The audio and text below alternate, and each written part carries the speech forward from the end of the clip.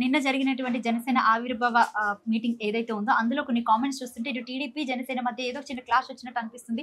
As a YCP party leader గా మీరు ఏం చెప్తారు? అసలు చీడపురుగు పవన్ కళ్యాణ్ తెచ్చి పక్కన పెట్టుకోవటమే తెలుగుదేశం వాళ్ళు చేసిన తప్పు. పవన్ కళ్యాణ్ వీళ్ళు ఎలాంటి వాళ్ళు అంటే స్వార్థపరులు.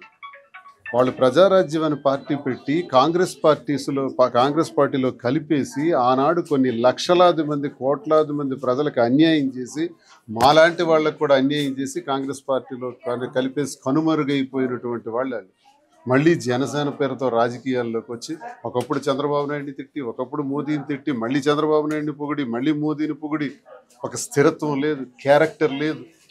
ఏదో సినిమా అభిమానులు కొంతమంది వస్తారంటే రాజకీయాలు జరుగుతాయి. అసలు పవన్ కళ్యాణ్ ఒక్కడే పోటీ చేస్తే పవన్ కళ్యాణ్ కూడా గెలవడు. కింగ్ మేకర్ అయ్యాడు కదా 21 సీట్లకి. ఎలా కింగ్ మేకర్ అవుతాడు? తెలుగుదేశం చేతులు కలిపితే అయ్యాడు తప్ప ఇప్పుడు పవన్ కళ్యాణ్కి మంచిదే ఆ మాట అంటే మంచిదే. చంద్రబాబు నాయుడు చెప్పించుకొడతాడు. ఇప్పుడు లోకేష్ చూసుకుంటాడు. ఇప్పుడు వాళ్ళకి ఇది మాకు ఎప్పుడో తెలుసు. పవన్ కళ్యాణ్తో ఒక నిమిషం కూడా ఎవరు కాపురం చేయలేరు. పవన్ కళ్యాణ్తో ఎప్పుడు కూడా వ్యవహారం చేయలేడు. చంద్రబాబు నాయుడు తప్పు చేసి కలుపుకున్నాడేమో. చంద్రబాబు నాయుడు ఆ తెలుగుదేశం పార్టీ కుప్ప కూలిపో.